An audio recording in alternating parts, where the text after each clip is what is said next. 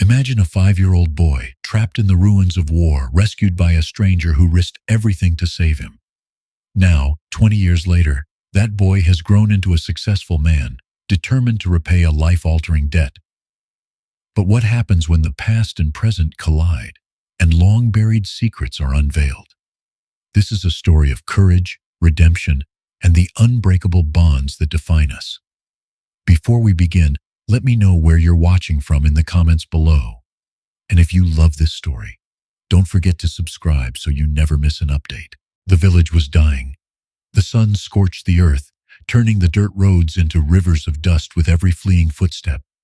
Smoke curled into the sky from distant fires, blending into the endless gray horizon. The air was thick, suffocating with the smell of ash and despair. Yet amidst the chaos, Daniel Carter's heart raced not with fear, but with determination. He had been here before, too many times to count, in villages torn apart by violence and neglect. But something about this day felt different. He couldn't shake the gnawing sense that his life was about to change forever. A child's cry cut through the cacophony like a knife. It was faint, almost swallowed by the rumble of gunfire and collapsing walls, but unmistakable. Daniel froze, his pulse pounding in his ears.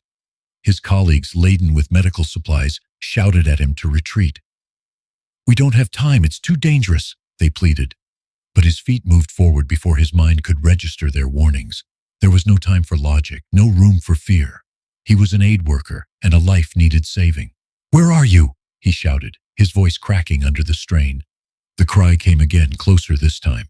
He followed it, weaving through the rubble of what had once been a home. A tiny hand poked through a pile of broken bricks. Daniel dropped to his knees, his hands trembling as he clawed at the debris.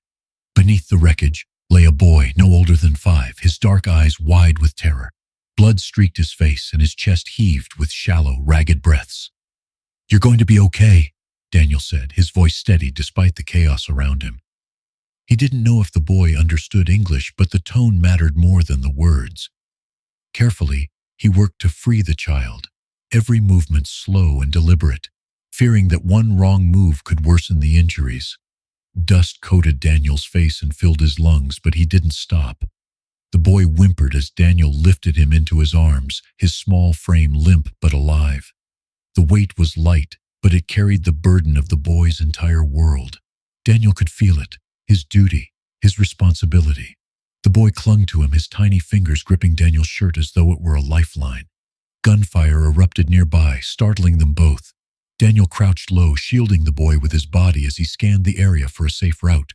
His heart thundered in his chest, but he forced himself to focus. "Stay with me," he whispered, more to himself than to the child. The streets were a labyrinth of destruction, each turn revealing new horrors. But Daniel pressed on, his mind singularly focused on the makeshift medical tent on the village outskirts. Every step felt like a battle against time and fate. He could feel the boy's shallow breaths against his neck, each one a fragile reminder of the life he held in his arms. Finally, the tent came into view, a beacon of hope in a sea of despair. "Help me," Daniel shouted, his voice hoarse. Medics rushed to meet him, their hands pulling the boy from his arms and laying him on a stretcher. Daniel stood frozen, his legs trembling, watching as the team worked to stabilize the child. The boy's eyes fluttered open briefly, locking onto Daniel's with a mix of fear and trust. "Don't leave me," the boy murmured, his voice barely audible. Daniel's chest tightened. He knelt beside the stretcher, gripping the boy's hand. "I won't," he promised, though he knew he couldn't stay. Hours later, Daniel sat outside the tent, his hands still caked with blood and dirt. The boy's condition had stabilized, but the image of his terror-stricken face haunted Daniel. He couldn't shake the feeling that this moment would stay with him forever. The cries, the rubble, the boy's desperate grip. It was all etched into his soul. As the sun dipped below the horizon, Daniel stood and looked back at the tent one last time. He didn't know the boy's name, but he carried the weight of his survival as though it were his own. For the first time in years, Daniel felt both the triumph and the burden of his work. He had saved a life, but at what cost to himself? The image of the boy's terror-stricken face never left Daniel Carter. Though he had saved Kwesi that day, Daniel couldn't forget the fragility of life he held in his arms. Years later, In a world far removed from the dusty rubble of Darfur, that same boy had grown into a man with a purpose rooted in gratitude and shaped by resilience. Kwesi Adeyemi stood at the edge of a bustling hospital in Boston, the hum of monitors and hurried footsteps filling the air. At 25, Kwesi was one of the youngest neurologists to earn a position in the prestigious St. Andrew's Medical Center. His white coat was immaculate, the embroidered title, Dr. Kwesi Adeyemi, a symbol of the life he had built from the ashes of his past. But today, even amidst the praise of his colleagues and the gratitude of his patients, Kwesi's thoughts lingered elsewhere. A letter lay in his pocket, the edges worn from his constant handling. It bore the name Daniel Carter, a name Kwesi hadn't spoken aloud in years but carried in his heart every single day. The letter had arrived 2 weeks ago, forwarded by a retired aid worker who had been part of the same mission as Daniel. It was brief but revealing. Daniel, now living in a remote town in Montana, was no longer the vigorous man Kwesi remembered. The letter spoke of a reclusive life, of a man who had drifted away from the world he once sought to save. Kwesi sat in the hospital's quiet lounge, pulling the letter from his pocket once more. The words swam before his eyes as he read them again, his hands trembling slightly. A torrent of emotions surged within him: gratitude, curiosity, guilt. Memories of that day in Darfur flashed vividly in his mind. The debris, Daniel's steady voice, the promise of safety in his arms. "You've been staring at that thing for weeks," Elena Vega said, her voice pulling Kwesi from his reverie.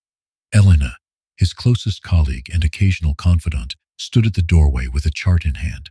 Her keen eyes darted to the letter. "What's so important that it's got Boston's golden boy distracted?" Kwesi hesitated. Elena was one of the few people who knew his story, the war, the rescue, and the man who had made it all possible. "It's from someone I owe everything to," he said quietly, folding the letter. "Daniel Carter.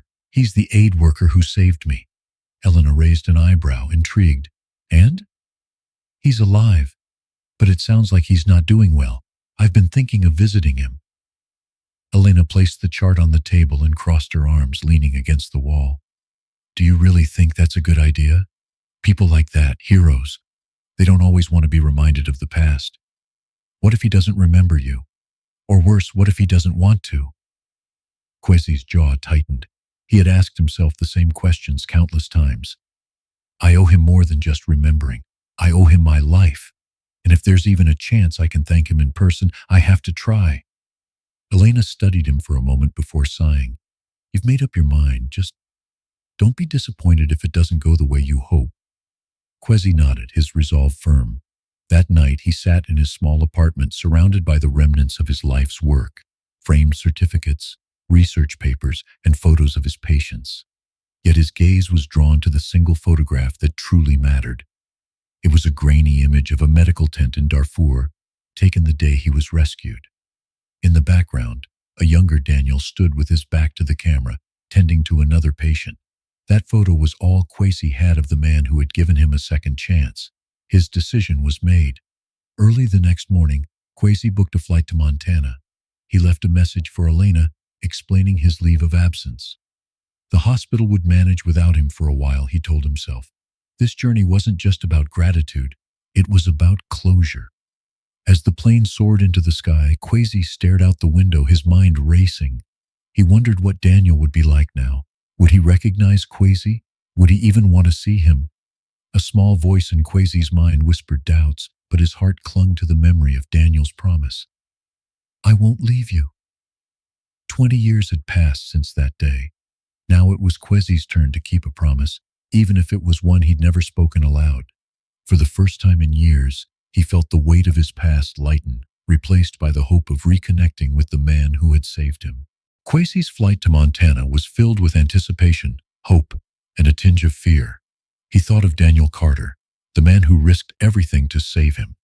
What kind of life had Daniel led since that fateful day? Kwesi had seen the scars of war on people's bodies and minds. He could only imagine what those years had done to the man who had carried so much on his shoulders. Far away in the quiet town of Silver Creek, Montana, Daniel Carter lived a life of solitude.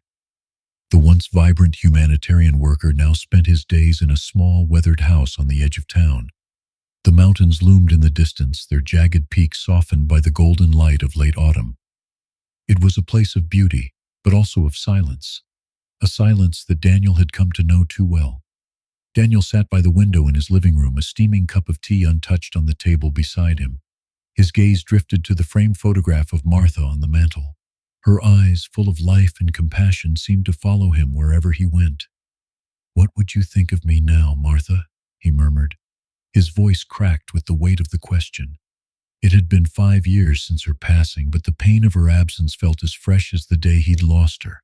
She had been his anchor, his confidant, the one who had believed in him when he doubted himself. Without her, the house felt hollow, a shell of the life they had built together. Daniel's days were uneventful, marked by routine rather than purpose. Mornings began with a slow shuffle to the mailbox, where bills and junk mail piled up unopened. Afternoons were spent tending to a small garden in the backyard, though the weeds often won. Evenings stretched endlessly, with the old grandfather clock ticking in the corner, a somber metronome to his solitude. His health was no better than his spirit. Arthritis stiffened his joints, and his once strong hands now trembled when he reached for the simplest of things. The heart condition he ignored was another silent reminder that time was slipping away. But Daniel refused to see a doctor. "What's the point?" he muttered to himself whenever the thought crossed his mind. On the rare occasions when he ventured into town, Daniel kept his head low, avoiding eye contact. The townsfolk had long since given up trying to engage him in conversation. He had become a shadow, a man whose presence was felt only in passing. Yet Daniel's isolation wasn't solely a product of his grief. It was fueled by guilt that gnawed at him, unrelenting. He replayed the scenes of his years as an aid worker like an old film, his mind lingering on the faces of those he couldn't save. The memory of Kwesi, however, was different. It was sharper, more vivid. The boy's terrified eyes and desperate grip on his shirt had been etched into his soul. But that memory, too, carried its weight. Daniel often wondered what had become of Kwesi. Had he survived the journey to safety? Had he found a family, a life far from the horrors of the war? The thought of reaching out had crossed his mind countless times, but fear always held him back. What if Kwesi had forgotten him? Or worse, what if he resented him for not doing more? As the afternoon sun dipped behind the mountains, Daniel shuffled to the kitchen, his footsteps heavy on the wooden floor. He opened a small creaky cabinet and pulled out a tin box.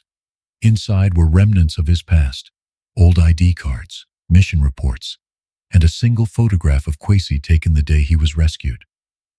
The boy was seated on a makeshift cot, his head bandaged, his face pale but alive.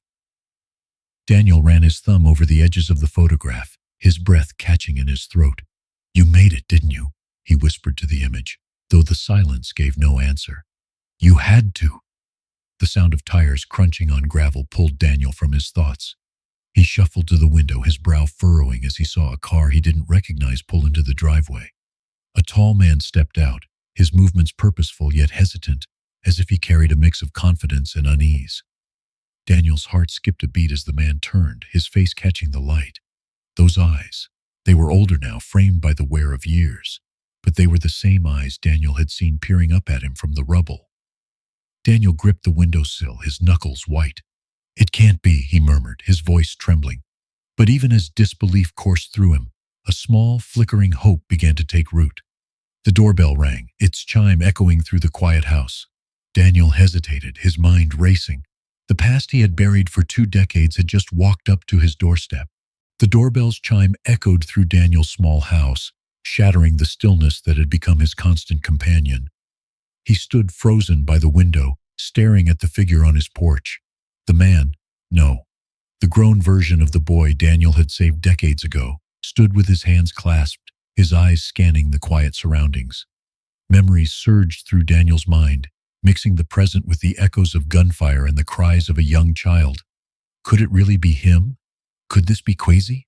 Kwesi shifted nervously, adjusting the strap of his bag slung over his shoulder.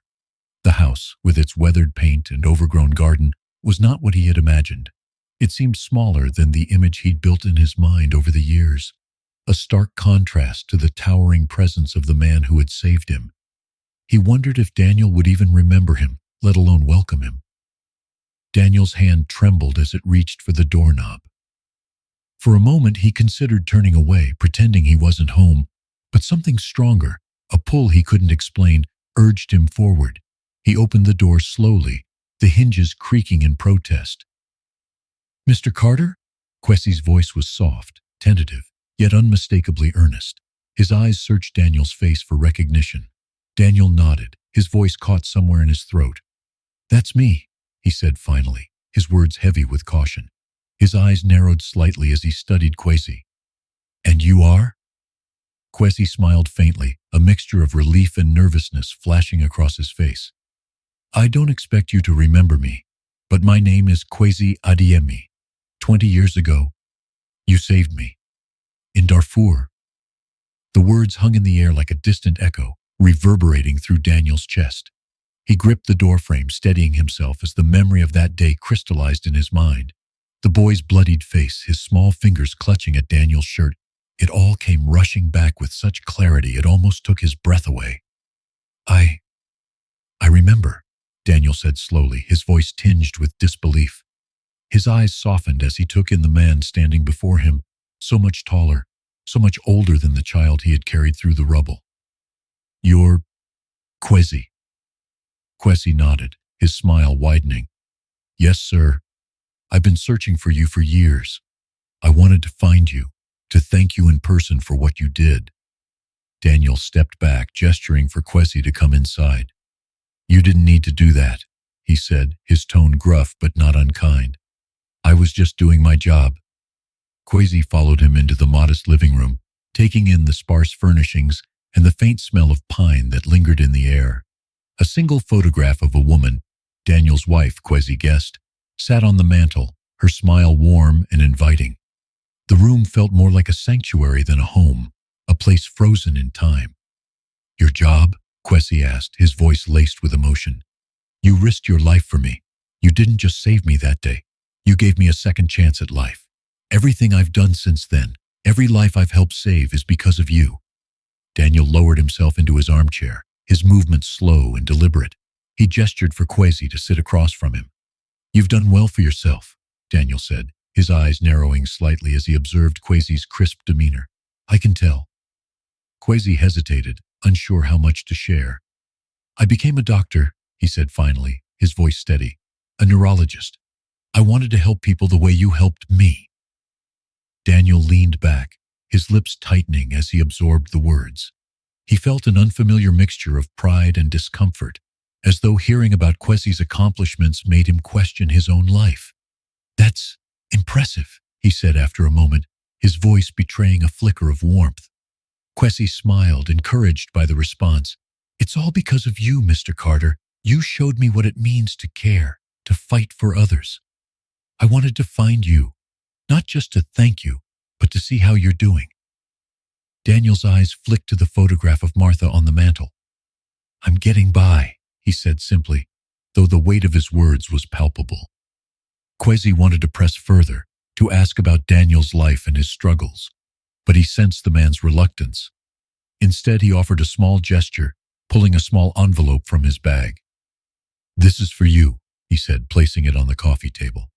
"It's a photo of the clinic I helped open in Sudan. I thought you'd like to see it." Daniel hesitated before picking up the envelope. His hands trembled as he slid the photograph out. The image was simple but profound, a modest building with a sign above the door that read Hope Clinic. Tears pricked the corners of Daniel's eyes as he traced the edges of the photo. "You've done more than I ever could," Daniel said quietly, his voice breaking. "I'm proud of you, Kwesi." Kwesi's chest tightened at the words. For years he had dreamed of hearing them, but he hadn't realized how deeply they would resonate. The room fell into a comfortable silence, broken only by the ticking of the grandfather clock. The two men, separated by years and circumstance, sat together, their bond rekindled in the quiet glow of shared gratitude. The photo of the clinic stayed in Daniel's hands long after Kwesi had set it down. He turned it over carefully, the image tugging at emotions he thought he'd buried long ago. In the quiet of the living room, the silence between them began to thaw, though neither man rushed to fill it. For Kwesi, seeing Daniel cradle the photograph brought a small sense of victory. He had started to bridge the gap between them. But beneath the surface, Daniel's reluctance to open up still loomed like an unscalable wall. The next morning, Kwesi found Daniel sitting on the porch, sipping tea as the sun rose over the Montana mountains. The scene was serene, but Daniel's distant gaze hinted at the storm within. Kwesi sat down in a weathered chair beside him, the air thick with unspoken thoughts. "Do you come out here every morning?" Kwesi asked, breaking the silence. Daniel gave a small nod but didn't look away from the horizon. "It's quiet. Gives me time to think." Kwesi hesitated, unsure how far to push. "What do you think about?" Daniel sighed, his fingers tightening around the mug. "Things I could have done differently. People I should have saved, the ones I didn't." Kwesi felt a pang of sorrow for the man beside him. "You can't save everyone, Mr. Carter." "That's the excuse we tell ourselves," Daniel muttered, his voice bitter. "But it doesn't make it true." The rawness in Daniel's words hung in the air, heavy and unyielding. Kwesi wanted to argue, to tell him how much good he had done, but he sensed that words alone wouldn't reach Daniel. Not yet. Later that day, Kwesi found Daniel in the small garden behind the house, pulling weeds with slow, deliberate movements. The garden was overrun, a tangle of untamed plants and wildflowers, but Kwesi noticed a single row of roses blooming in defiance of the chaos. "You've got a good start here," Kwesi said, crouching beside him. Daniel glanced at him, a faint flicker of amusement crossing his face. "A start, maybe. Haven't kept up with it like I should." Kwesi picked up a small trowel, brushing dirt from the handle. "Mind if I help?" Daniel hesitated, then shrugged. "Suit yourself." As they worked side by side, the tension between them began to ease. Kwesi asked simple questions about the plants, and Daniel's answers, though curt at first, grew more detailed as the minutes passed. For the first time, Kwesi caught a glimpse of the man Daniel had once been, a teacher, a guide, someone who thrived on connection. When they paused to rest, Daniel leaned back on his heels, wiping his brow. "Why'd you really come here, Kwesi?" he asked, his tone quiet but probing. "You could have written a letter, sent an email. Why go to all this trouble?" Kwesi set down the trowel, meeting Daniel's gaze directly. "Because I needed to see you, to understand the man who saved my life, and because I think you need someone to remind you of who you are." Daniel frowned, the words clearly unsettling him. "And who do you think I am?" Kwesi's voice softened. "You're the man who didn't give up on me when everyone else did. The man who taught me what it means to fight for something bigger than myself." Daniel looked away, his jaw tightening. "I'm not that man anymore." "You don't have to be," Kwesi said gently, "but that doesn't mean you've lost your worth." For a moment, Daniel said nothing. Then almost imperceptibly, he nodded. "You've got a way with words, kid." That evening, as they sat in the living room, the conversation turned to family. Kwesi shared stories of his childhood in Boston after being adopted, the challenges of adjusting to a new culture, and the ways he had worked to honor his roots while building a future. Daniel listened intently, his expression softening as Kwesi spoke. "You've done good for yourself," Daniel said finally. "Your parents must be proud." "They are," Kwesi said with a smile. "But they also know that a big part of who I am is because of you." Daniel leaned back in his chair, his eyes misting over. "You give me too much credit." Kwesi shook his head. "I don't think I give you enough." Before they could say more, the sound of a car pulling into the driveway interrupted them. Daniel's brow furrowed as he rose to check the window. A woman stepped out, her features sharp but familiar. Kwesi recognized her immediately from the photo on the mantel. Daniel's daughter. "Leona," Daniel muttered, his voice tinged with both surprise and apprehension. The front door opened and Leona entered, her eyes narrowing as they landed on Kwesi. "Who's this?" she asked, her tone cool. Daniel hesitated, glancing between them. "This is Kwesi," he said slowly, "the boy I told you about, from Sudan." Leona's gaze softened slightly, but her voice remained guarded. "You never mentioned he'd be visiting." Kwesi stood, extending a hand. "It's nice to meet you, Leona. Your father's told me a lot about you." Leona hesitated before shaking his hand. I wish I could say the same. The tension in the room was palpable, but Kwesi remained calm. He knew that winning Leona's trust would take time. As she settled into a chair across from them, her eyes lingered on her father, filled with a mix of frustration and concern. We need to talk, Leona said, her voice firm, about everything. Kwesi glanced at Daniel, whose expression had turned wary. The walls Daniel had begun to let down seemed to rise again, brick by brick. Leona's arrival had stirred emotions Daniel wasn't ready to confront. The tension in the room had lingered long after their conversation ended, and though the evening passed uneventfully, the unspoken weight of their shared history hung heavily in the air. Kwesi, sensing the fragility of their interactions, spent the next day quietly observing, trying to find his place within this fractured family. The morning started like many others in Daniel's household, quiet, almost serene. Daniel sat at the kitchen table leafing through a newspaper while Leona busied herself with coffee. Kwesi joined them, offering a polite, "Good morning," but the atmosphere remained thick with unspoken tension. Do you always read the news this early? Kwesi asked, trying to make conversation. Daniel didn't look up. Habit, he muttered. Keeps me grounded. Leona raised an eyebrow but said nothing, her focus on pouring coffee. The quiet between them stretched until the sound of Daniel's spoon clinking against his mug filled the room. Kwesi hesitated, then added, It's good to have routines. They keep us going.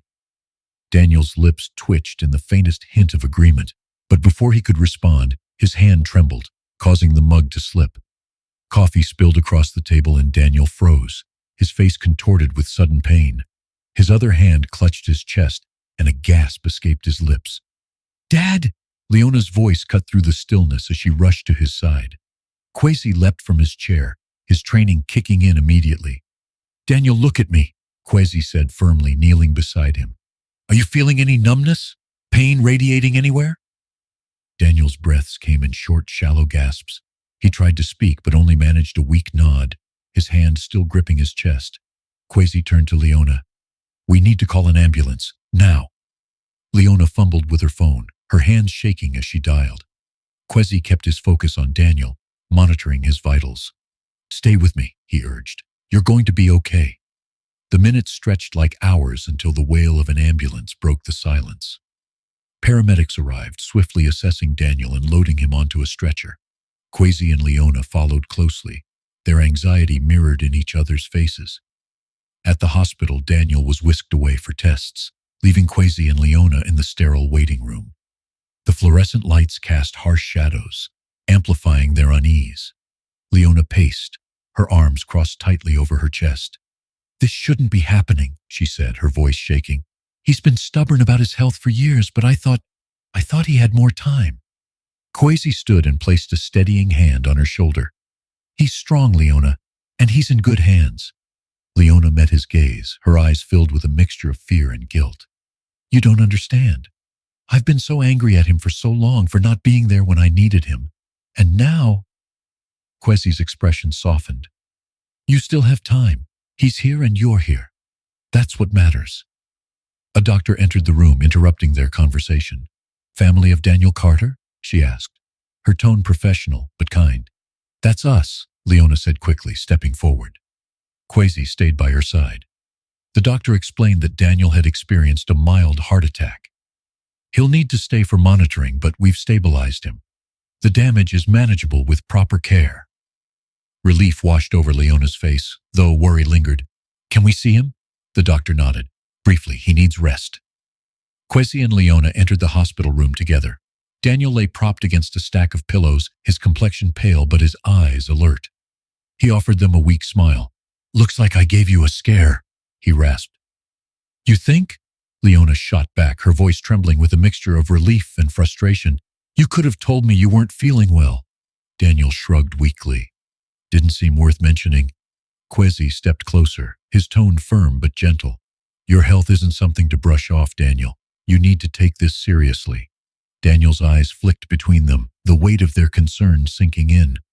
I'll try, he said softly, his voice carrying an unfamiliar vulnerability.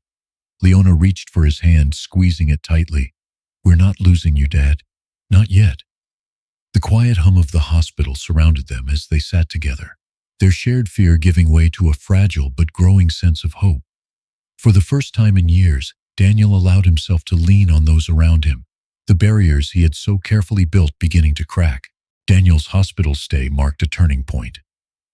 The near miss had rattled him deeply, and though his stubborn nature persisted, he couldn't deny the love and concern he saw in Kwesi and Leona. Their presence was a balm to the loneliness he had so carefully guarded. But the peace was fragile, and beneath it lay memories Daniel had long avoided. It was a quiet afternoon when Kwesi suggested they revisit the stories of Daniel's past. They sat together in Daniel's modest living room, sunlight streaming through the curtains. A pot of tea sat untouched on the coffee table, and Leona leafed through an old album Kwesi had found on a shelf. "This is you, isn't it?" she asked, holding up a faded photo of Daniel in his aid worker uniform. The backdrop was a crumbling village, and his younger self stood amid a group of children, his face lined with exhaustion, but lit by determination. Daniel hesitated, his hand twitching slightly as he stared at the photo. "That was Sudan," he said finally, his voice quiet. "One of the hardest missions I ever worked." Kwesi leaned forward, sensing the significance of the moment. "Tell us about it. About the work you did there." Daniel sighed, his gaze drifting to the photograph as if it held the answers. "We were sent to provide medical aid in a war-torn region. The village was already in ruins when we arrived. Families displaced, food scarce, disease spreading faster than we could treat it. Every day was a battle to keep people alive." Leona's voice softened. "That must have been devastating." "It was," Daniel admitted. "But you didn't think about the devastation while you were there. You couldn't afford to. You focused on the next task, the next patient, anything to keep moving forward." Kwesi nodded, remembering the stories of aid workers he'd met during his career. "That's how you found me, isn't it?" Daniel's eyes met Kwesi's, and for a moment the room was filled with unspoken understanding. "Yes," he said. "You were buried under rubble, hurt but alive. The area was too dangerous, but I couldn't leave you there. I couldn't walk away." Leona placed the photo back in the album, her fingers lingering on the page. "You never told me much about this," she said softly, "about what you went through." Daniel leaned back in his chair, his expression weary but open. "I didn't want to burden you. You were just a child, Leona. I thought I was protecting you by keeping it all inside." "But it didn't protect you," Leona said, her voice tinged with sadness. "It just made you carry it alone." The words struck a chord in Daniel, and he looked away, his jaw tightening. "Maybe you're right," he said after a moment, "but back then I thought that was what strength looked like."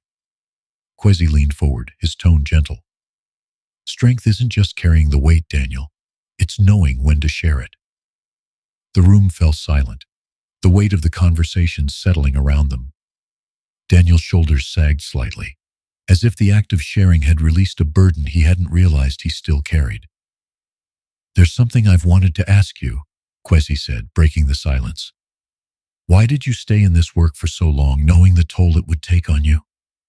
Daniel's lips pressed into a thin line as he considered the question. "Because it felt like the only thing that mattered.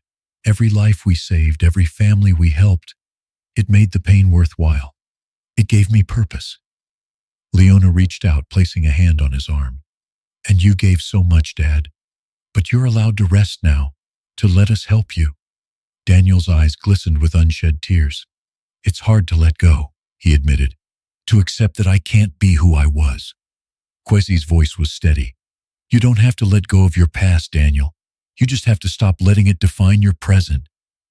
As the conversation wound down, Daniel felt a sense of release he hadn't known he needed. The memories he had locked away, the pain he had hidden, had found a place in the open, shared, not borne alone. That evening, as the sun dipped below the horizon, Daniel sat alone for a while, staring at the photograph of the clinic Kwesi had given him. For the first time, he didn't see it as a reminder of what he had lost.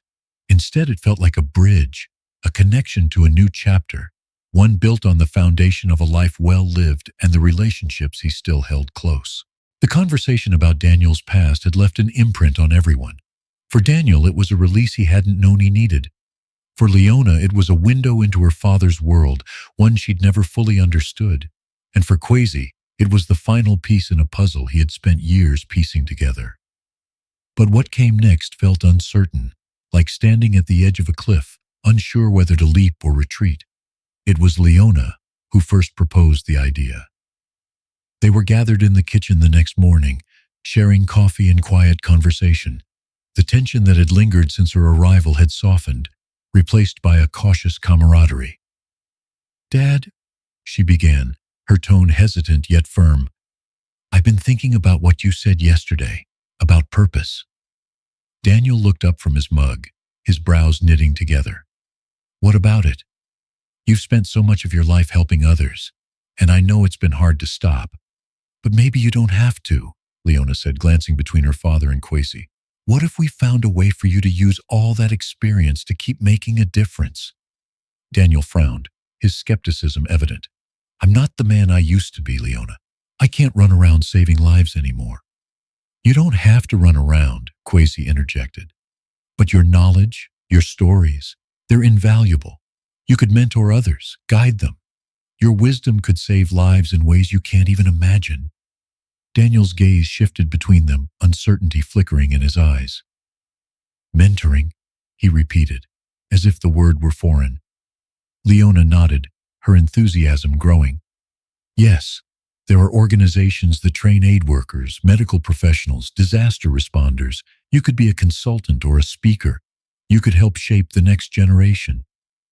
Daniel leaned back in his chair, his expression unreadable. "You make it sound so simple." "It's not simple," Kwesi admitted, "but it's possible. And it doesn't have to be all at once. You could start small." For a long moment, Daniel said nothing. The silence stretched, and Kwesi worried they might have pushed too far. But then Daniel sighed, a sound that carried both weariness and a hint of curiosity. "I'll think about it," he said gruffly, though the corners of his mouth twitched in what could almost be a smile. The conversation stayed with Daniel throughout the day. He found himself pacing the living room, his thoughts swirling. The idea of mentoring stirred something in him, a flicker of the purpose he thought he had lost, but it also brought doubts. Could he really step back into that world, even in a different capacity? That evening, Kwesi joined Daniel on the porch, the cool mountain air carrying the scent of pine. They sat in companionable silence for a while, watching the stars emerge one by one. "Why do you think this matters so much to you?" Daniel asked suddenly, his voice breaking the stillness. Kwesi glanced at him, surprised by the question. "Because you showed me what it means to fight for others, and I think you still have that fight in you." Daniel stared at the horizon, his expression thoughtful. "It's been so long. I'm not sure where to start." "Start with what you know," Kwesi said simply. "Share your story. It's more powerful than you realize." The next morning, Leona and Kwesi were surprised to find Daniel sitting at the kitchen table, papers spread out before him. He looked up as they entered, a hint of determination in his eyes. "I've been thinking," he began, his tone cautious but steady. "If I'm going to do this, I want to start with something close to home, maybe a local community center or a veterans group, people who've been through their own struggles." Leona's face lit up with a mixture of surprise and pride. "That's a great idea, Dad. I can help you set it up." Kwesi smiled, the relief evident in his expression. "You're taking the first step, Daniel. That's what matters." For the first time in years, Daniel felt the weight on his shoulders lift slightly. The road ahead wasn't clear, but it felt like a road worth taking. That evening, as the house settled into its usual quiet, Daniel sat by the window, staring out at the moonlit mountains. The photograph of the clinic Kwesi had given him rested on the table beside him. It was more than an image now. It was a reminder of what could still be, a symbol of the hope he was beginning to reclaim. Daniel's decision to explore mentorship had stirred something dormant within him. While his body still bore the signs of age and strain, his mind began to churn with possibilities. The next few days were a flurry of cautious optimism as Leona and Kwesi helped him take his first steps into this new chapter. The local community center seemed the perfect place to start, accessible and full of people eager to learn from someone who had lived through extraordinary challenges. Leona arranged a meeting with Sarah Fisher, the director of the Silver Creek Community Center. When Daniel first walked into the center, His nerves felt like lead in his chest. The building was modest, its walls lined with bulletin boards covered in colorful flyers about workshops and events. Children's laughter echoed from a nearby room, mingling with the faint hum of conversation. "Mr. Carter," Sarah greeted him warmly, her handshake firm. She was a woman in her late 40s with kind eyes and a demeanor that exuded competence. "Leona told me a bit about your story. We'd be honored to have you share your experiences here." Daniel glanced at Leona, who gave him an encouraging smile.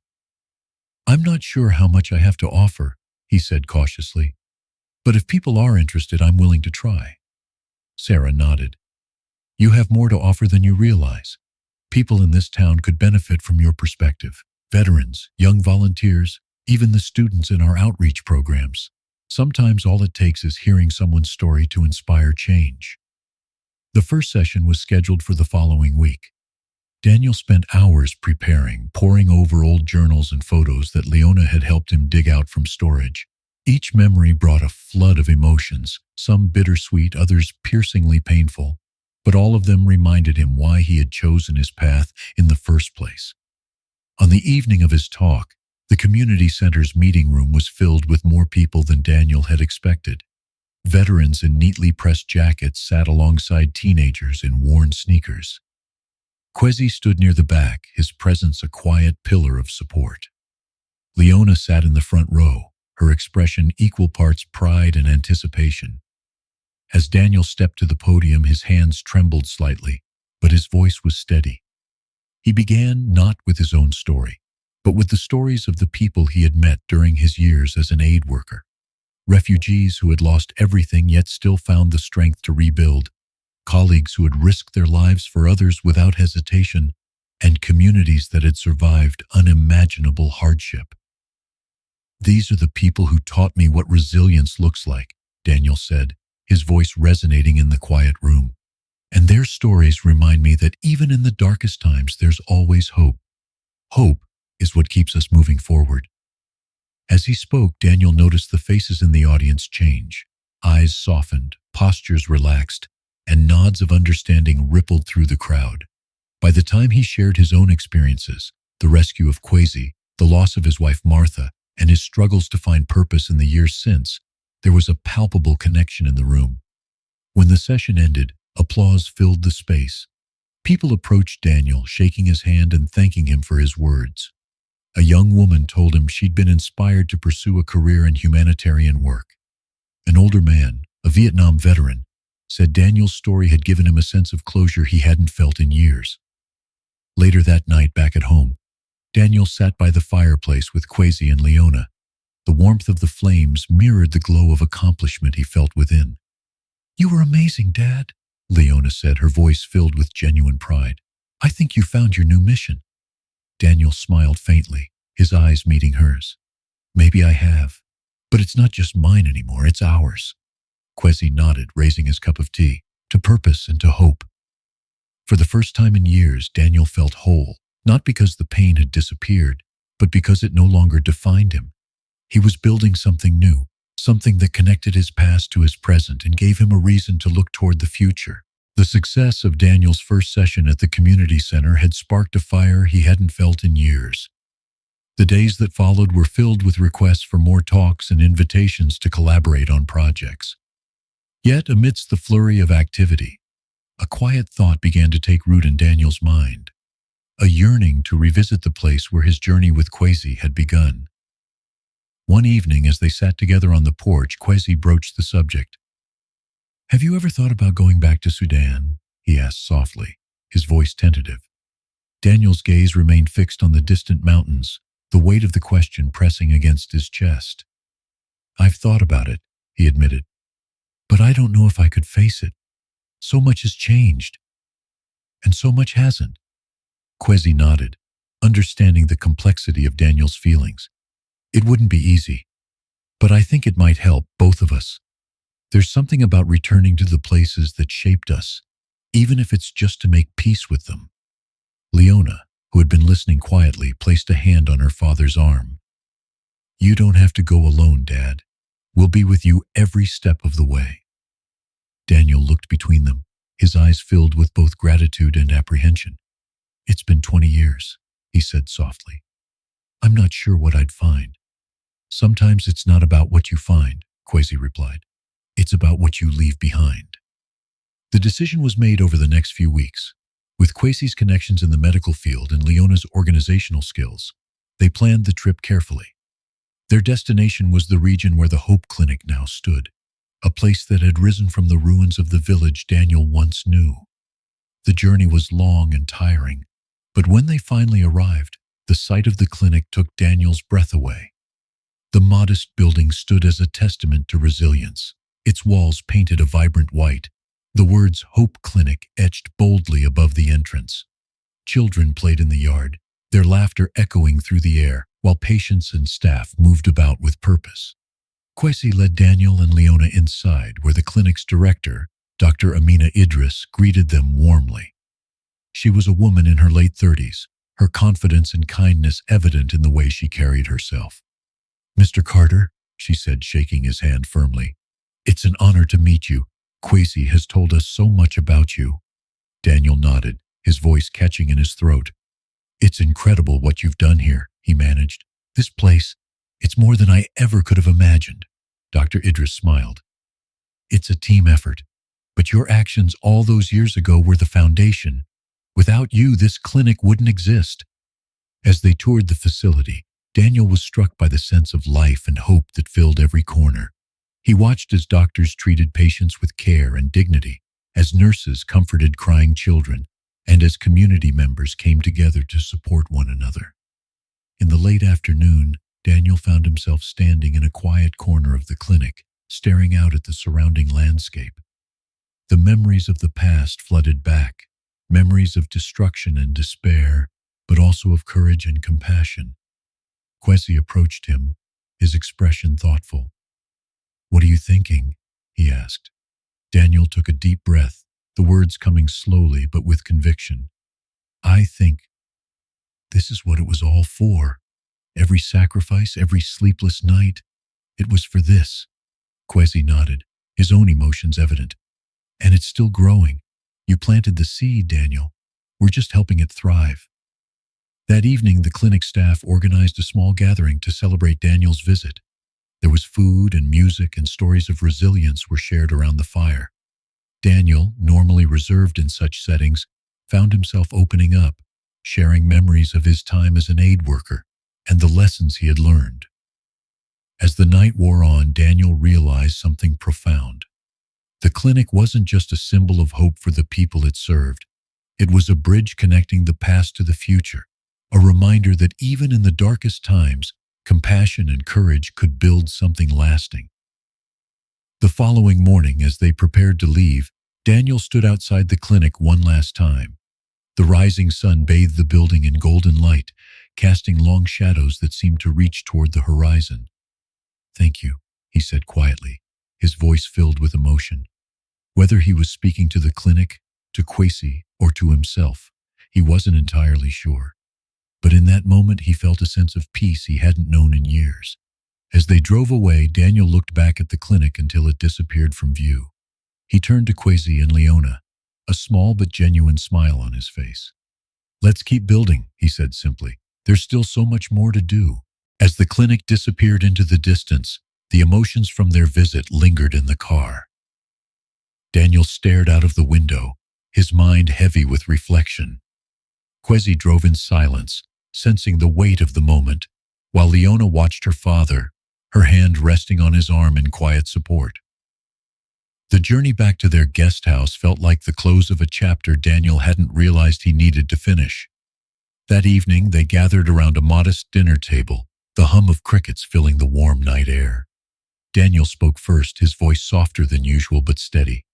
"Seeing the clinic today, it gave me a sense of closure, but it also made me realize something else." Kwesi and Leona leaned in, their expressions attentive. "It's not just about what I've done," Daniel continued, meeting their gazes. "It's about what comes next. There's still work to be done, not by me alone, but by all of us. Together." Leona smiled, her eyes glistening. "We're with you, Dad. Whatever you decide to do, we'll make it happen." The next morning, Daniel woke with a newfound clarity. He asked Leona and Kwesi to join him for a walk through the village nearby. The narrow streets were bustling with activity, vendors calling out their wares, children darting between colorful stalls. For Daniel, it was a reminder of the resilience of humanity, even in the face of hardship. As they passed a small school, the sound of children's laughter drew them inside. A teacher greeted them warmly, inviting them to observe the class.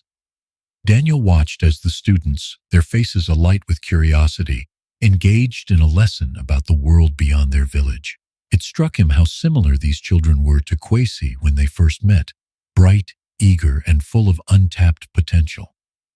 "This," Daniel said quietly to Kwesi and Leona, "is where it starts. Education, opportunity. If we want to make a lasting impact, this is where we invest." Kwesi nodded, his expression thoughtful. "A scholarship program, maybe, for kids like these." Leona's eyes lit up. "And mentorship opportunities, pairing them with people who can guide them, like you've guided us." The idea grew as they walked back to the guest house, each of them adding pieces to the vision. By the time they returned, it had taken shape. A foundation dedicated to supporting education and mentorship in underserved communities, starting with the village where Daniel and Kwesi's stories began. Over the next few months, they worked tirelessly to bring the foundation to life.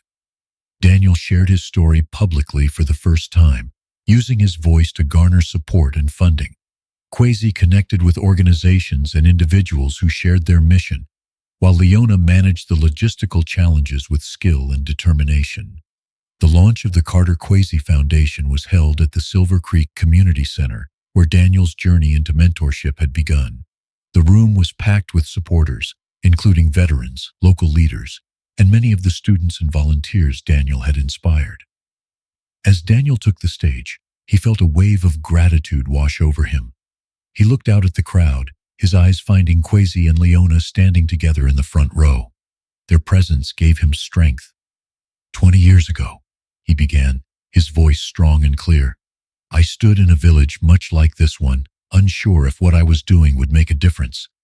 But today, I see the answer in this room. Every life we touch, every opportunity we create, it all matters. It's not about the past we've survived, but the future we can build together." Applause erupted, and Daniel felt a sense of fulfillment unlike anything he had ever known. After the event, people approached him to share their own stories of resilience and hope. For Daniel, it was a reminder that healing wasn't just about his own journey. It was about fostering healing in others. That night, as the family sat together in the glow of the fireplace back home, the conversation turned reflective. Kwesi spoke first. "You've shown me what it means to carry hope, Daniel. Not just for yourself, but for others. I hope you know how much that's changed my life." Leona nodded, her voice filled with emotion. "And mine too. Seeing you take these steps, Dad, it's given me courage to take my own." Daniel smiled, his heart full. "You've both given me something I thought I'd lost, purpose. And for that, I'll always be grateful." The next morning, Daniel stood on the porch watching the sunrise. The world felt new, brimming with possibilities. He wasn't the man he had been 20 years ago, nor the one who had been lost in grief and regret. He was someone who had found his way forward, not alone, but with the help of those who believed in him. As Kwesi and Leona joined him, the three of them stood together, facing the dawn of a new chapter. It wasn't just Daniel's journey anymore. It was theirs, intertwined, a testament to the power of connection, compassion, and the unwavering belief in a better tomorrow. The Carter Kwesi Foundation had blossomed beyond anything Daniel, Leona, or Kwesi could have imagined. What began as a modest initiative rooted in their shared experiences had grown into a global network of mentorship programs, educational scholarships, and community development projects. But the foundation was more than just an organization. It was a legacy built on the ideals of compassion, resilience, and hope. As the foundation's second-year anniversary approached, preparations for a celebratory gala were underway. The event was set to take place in Silver Creek, the town that had embraced Daniel's story and where so many lives had been transformed by the foundation's efforts. Leona spearheaded the planning, her meticulous attention to detail ensuring every aspect of the evening would honor the journey that had brought them to this point. Daniel, however, had taken a step back from the spotlight. While he remained the foundation's heart and soul, he had become more content to watch from the sidelines, offering quiet guidance and support. His focus had shifted to nurturing new leaders within the foundation, individuals who could carry its mission forward long after he was gone. The night of the gala arrived, and the Silver Creek Community Center buzzed with excitement. The room was filled with an eclectic mix of people: local residents, international supporters, scholarship recipients, and volunteers who had been inspired by Daniel's story. The stage was decorated with photographs chronicling the foundation's milestones, snapshots of Kwesi and Leona visiting schools, students beaming with pride at their graduation ceremonies, and Daniel speaking at community events. Kwesi stood at the podium addressing the crowd with his signature blend of humility and passion. 2 decades ago, he began, his voice steady but filled with emotion, a man I didn't know saved my life. He didn't do it for recognition or reward. He did it because he believed every life mattered. That belief has guided everything we've built here, and it's a belief we will continue to carry forward. Applause erupted as Kwesi stepped back, and Leona took the stage next. Her words were more personal, reflecting on her own transformation. When we started this journey, I was angry. I was lost in my grief, unsure how to reconcile the father I knew with the man he had become. But through this work, I've seen the best of him and the best of myself. And I've realized that healing isn't just about moving on. It's about building something meaningful from what we've lost. The room fell silent as Leona's words resonated deeply, and when she gestured for Daniel to join her on stage, the crowd erupted in a standing ovation. Daniel hesitated, his heart swelling with gratitude and disbelief. Kwesi gave him a gentle nudge, and Leona extended her hand, her smile full of encouragement. As Daniel stepped onto the stage, he was overwhelmed by the sea of faces before him, each one a testament to the impact of their work. He took a deep breath, steadying himself. I don't know if I deserve all of this, he began, his voice trembling slightly. I'm just a man who made a choice. But what I see here tonight reminds me that every choice, no matter how small, can create ripples far beyond what we imagine. He paused, his gaze sweeping the room. The Carter Kwesi Foundation isn't about me, or even about us. It's about all of you, the lives you've touched, the hope you've given, the future you're building. That's the legacy I want to leave behind. The applause that followed was thunderous, but it wasn't just for Daniel. It was for the collective effort, the shared commitment to making the world a better place. As he left the stage, Daniel felt a profound sense of peace, knowing the foundation was in capable hands. In the weeks that followed, Daniel began to slow down. His health, while stable, required more care, and he spent more time at home in Silver Creek. Kwesi and Leona took on larger roles within the foundation, while Daniel shifted his focus to writing a memoir, a project he hoped would inspire others to find purpose in their struggles. One afternoon, as he sat in his sunlit study, Leona knocked on the door. Dad, she said, holding an envelope, you've got mail. Daniel opened the envelope carefully, his hands trembling slightly. Inside was a letter from a young woman in South Sudan, a recent scholarship recipient. Her words were simple but heartfelt. Your story gave me the courage to dream. Your foundation gave me the tools to make it real. Thank you for believing in people like me. Daniel's eyes filled with tears as he read the letter again, his heart swelling with pride. He placed it on his desk, next to the photo of the Hope Clinic that Kwesi had given him years ago. It was a reminder of how far they had come and how far they could still go. That evening, Daniel sat on the porch with Kwesi and Leona, the three of them watching the sun dip below the horizon. You've built something incredible, Kwesi said quietly, his voice filled with admiration. We've built it, Daniel corrected, his tone gentle but firm, and it will outlive all of us. As the first stars appeared in the night sky, Daniel leaned back in his chair, a contented smile on his face. He didn't know what the future held, but for the first time in years, he felt ready to face it. With hope, with love, and with the unshakable belief that every life mattered.